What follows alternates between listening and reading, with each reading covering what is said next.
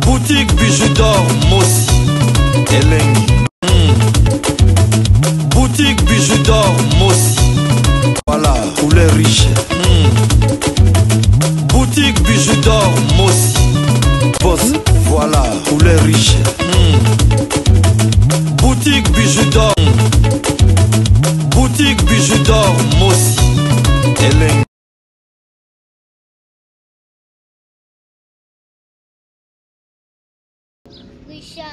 Richard, mais tant autant pour la rouler, hein?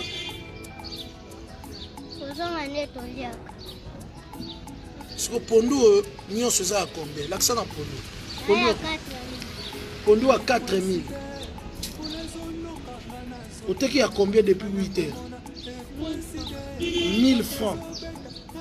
Moi, on a bis au tambola de 8 heures. Si on a la coutaïnae, Pondo, il y a 5 000. A tekita de 8 heures, tisiko au tambola makolo. Remis 17 heures. Na roede yo pour na Pondo oyo. Hein? Moi, il a payé yo Pondo na ya 5 000. Na payé yo 50 000. Okende. Oui, sa maman, Baba Kissa, Pondo.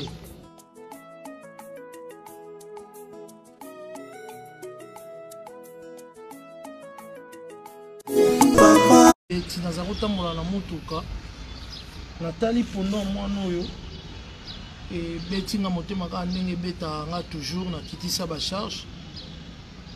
Ici chauffeur a freiné. Chauffeur a freiné na lobby. Na mona mwana moto sur la moke. Boni ça va, tout à moke pour bazwa. Tout ça la pena ko. Son na yo kota te. Ça va? Ça va bien. Pour le moment makasi comment on a? Richard. Richard. Siko yo ti héros yo Pondo yo. Obandi ko tambola depuis heure ni. Depuis 8 heures. 8 heures. Depuis 8 heures, on sali banzela et belé. Hein? On va dans la Kangala. Mais parce que l'autre jour, tu as la bangote, tu vas kuna. Parce que on va dire que vous allez mi balé. Yona nani. Parce que y a que dans Zela, il y a pas Zela non. Hein? Parce que Pondo ya nani, ya maman. Maman somba wapi? Na Selembao. Maman qui na somba Selembao. Siko Pondo ozoko aussi ça te? Au tamboli depuis 8 heures. Hein? Mais tant au tambola ko lira.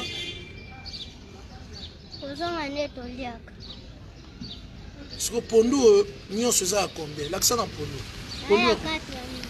Pondo à 4 000.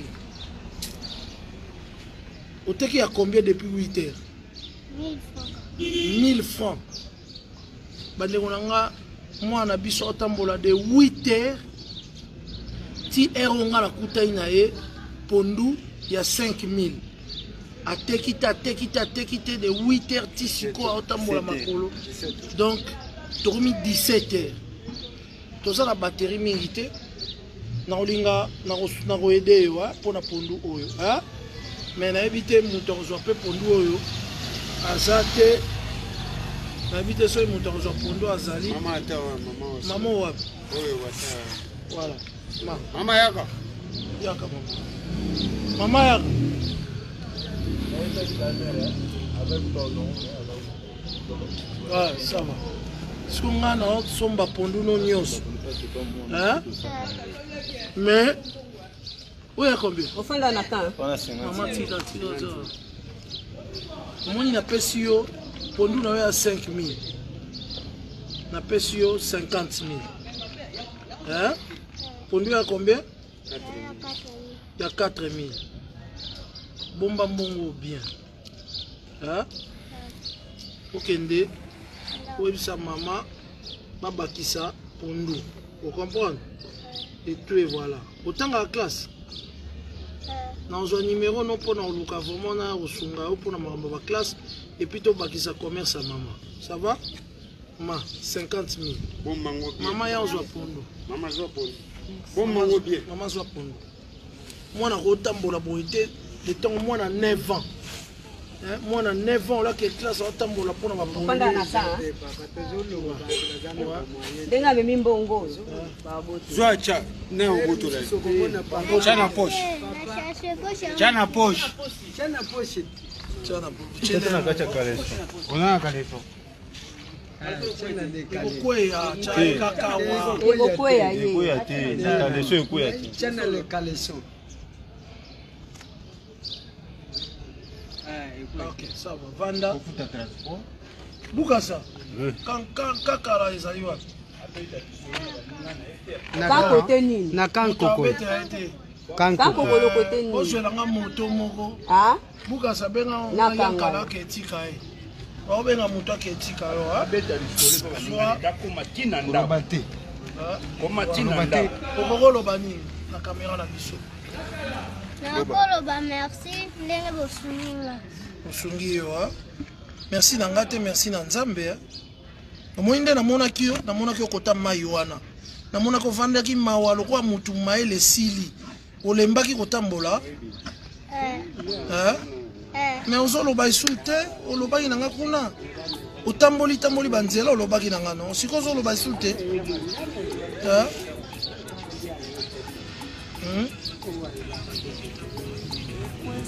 Yes, allô passi. Voilà. Ok. Toya otala yo. Baoye ba adresse.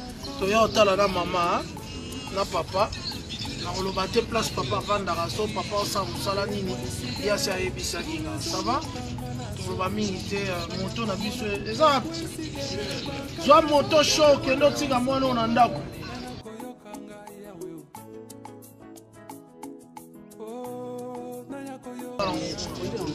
Telema toke zo moto.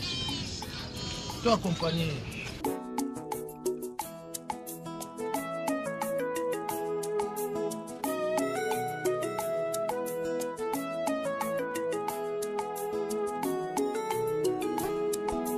Asite koki kolongolanga liboso na yo masiya kozanga te koki kolongolanga bonzambe na yo masiya yawe oh masiya yawe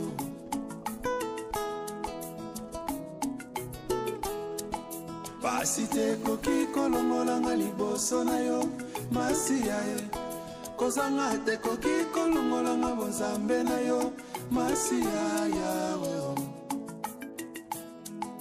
oh masiya yawe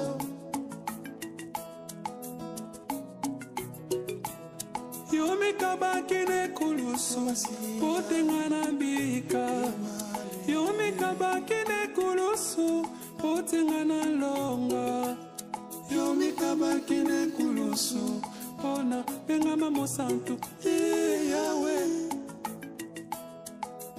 Oh Yahweh Yahweh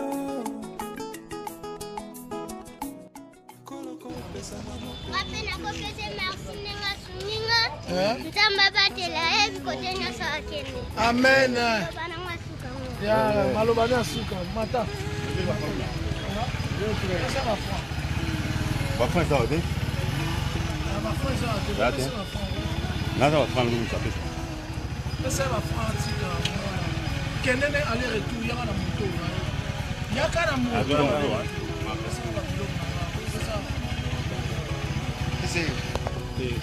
Ça va. Ye banda kuna ye ha. Zela na wapaka ko. Mama. Baye banda kuna ye. Comme ça, toko. Ah, wow. Bye banda kuna ye. Moto, télé. Zonga la moto.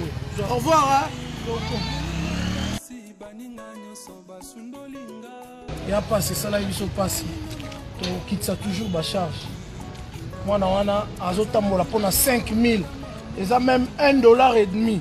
À teki 1000, ils ont même pas $1. De 7h à 17h. Na moni mwana elonga kolemba. Moteme beti. Ata na bampiaka. na préféré ngana zanga mais moi na mukebo atambola te na mutala ke longa souci ciao ciao bo partager vidéo oyo bo benga so bo benga poto continuer ko kitsa ba charge mangamba boye motema nanga et c'est pelaka te merci na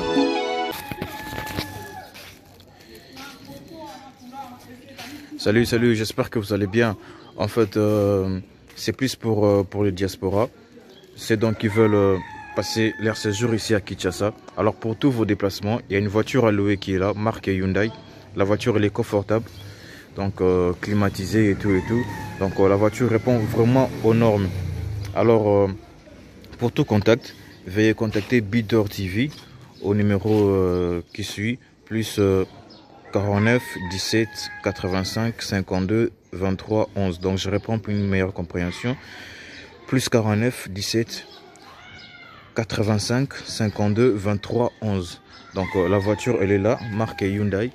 Donc voilà.